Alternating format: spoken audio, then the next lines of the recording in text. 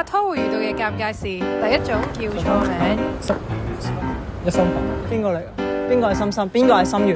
仲有幾多個啊？嗌錯啫，嗌錯。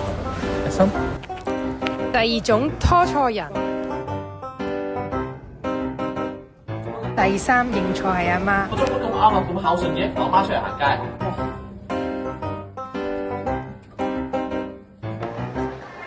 我唔行啊！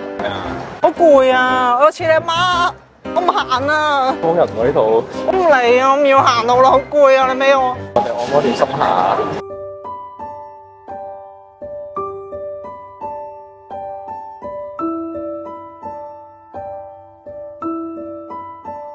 我而家真係成個人鬆晒啊！好想翻幾年咁啊！咁就冇再話佢哋阿媽。啊，做開嚟我㗎啦，唔會再有人話你㗎。大家嚟呢度按摩仲可以有折扣添啊！無論女朋友定係阿媽都咁掂啊！